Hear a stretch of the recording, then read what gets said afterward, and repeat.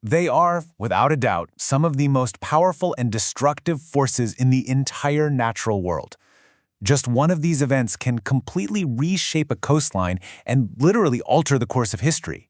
But what exactly is a tsunami, and what unleashes its terrifying power? Okay, let's dive in. So, first things first, we have got to clear up something you've probably heard a million times. People often use the term tidal wave when they're talking about these massive waves. But is that actually correct? Nope, not even close. While you hear the words used like they mean the same thing, they're two totally different phenomena.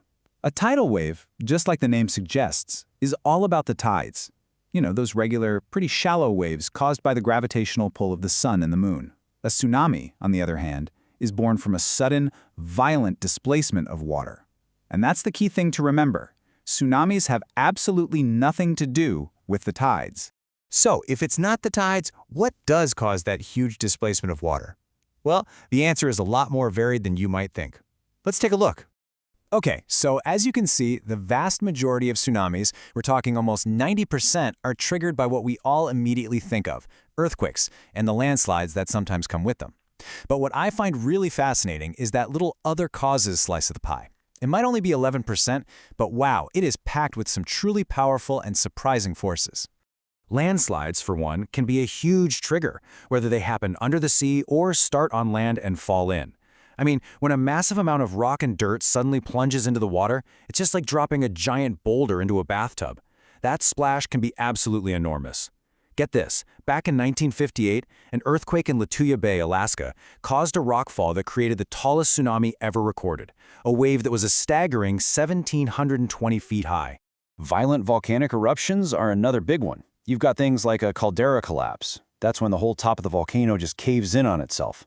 Or these things called pyroclastic flows, which are basically superheated avalanches of ash and rock that slam into the ocean and can displace incredible amounts of water. The famous 1883 eruption of Krakatoa in Indonesia, it generated waves over 130 feet high, and it's still one of the deadliest tsunamis in all of recorded history. But what about the weather? I know, it sounds pretty unlikely, but certain extreme weather events can actually create waves that act just like a tsunami. Yeah, they're called meteotsunamis. Basically, when you have a rapid and really intense weather event like a severe thunderstorm or a squall line, it can cause such a dramatic change in atmospheric pressure over the ocean that it actually generates a wave. Now, they're a pretty small fraction of the total, making up only about 3% of all tsunamis, but they can be incredibly dangerous because they can pop up with almost no warning at all. And for our last cause, well, we have to look up. Way, way up. All the way to space. Thankfully, this is incredibly rare, but an asteroid impact is pretty much the ultimate tsunami trigger. Just listen to this quote from the International Tsunami Information Center, because it paints a seriously terrifying picture. An impact in the middle of the Atlantic could create a wave so massive, it would travel all the way to the Appalachian Mountains. We're not just talking about a coastal event anymore. That is a cataclysmic, world-changing scenario.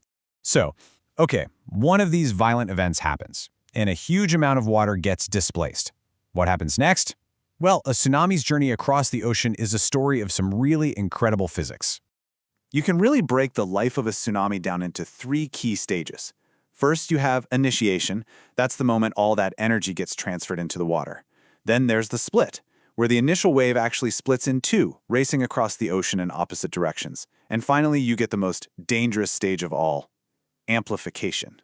Out in the deep, open ocean, a tsunami can move at absolutely incredible speeds. We're talking hundreds of miles per hour, as fast as a commercial jet. But here's the crazy part. If you were in a boat out there in the deep ocean, you might not even notice it pass underneath you. And this is why. In deep water, all that wave's energy is spread out over a huge volume of water. So it moves super fast, but its height might only be a few feet, and its wavelength, the distance from one crest to the next, is miles and miles long. But as it gets closer to land and the water gets shallower, everything changes. The wave starts to slow down, and all that energy has nowhere to go but up. It gets compressed, forcing the wave's height to grow and grow and grow. And that transformation, that's what turns a barely noticeable ripple in the middle of the ocean into an absolute monster when it finally reaches the shore. One of the most infamous and frankly chilling warning signs of an approaching tsunami is something called the drawback.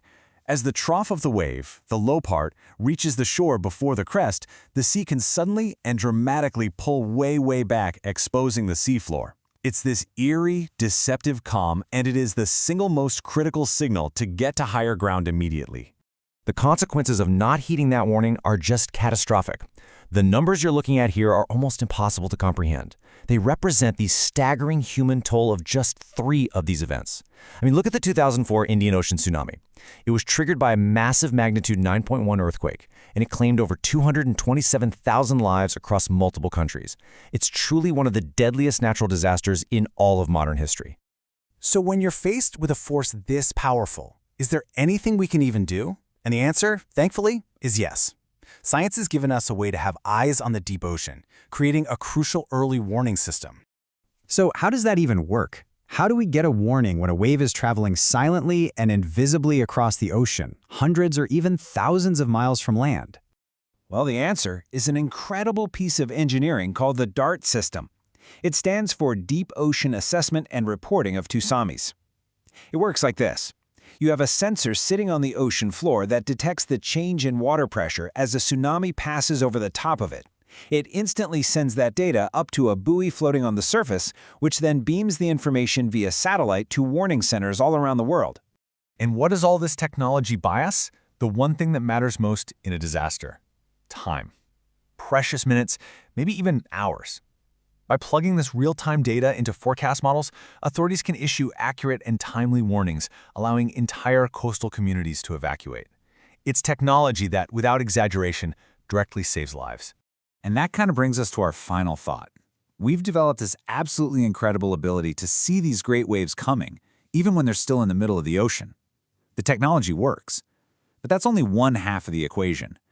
The bigger question is for us, for our communities, for our governments, for each of us. When the next warning comes, will we actually be ready?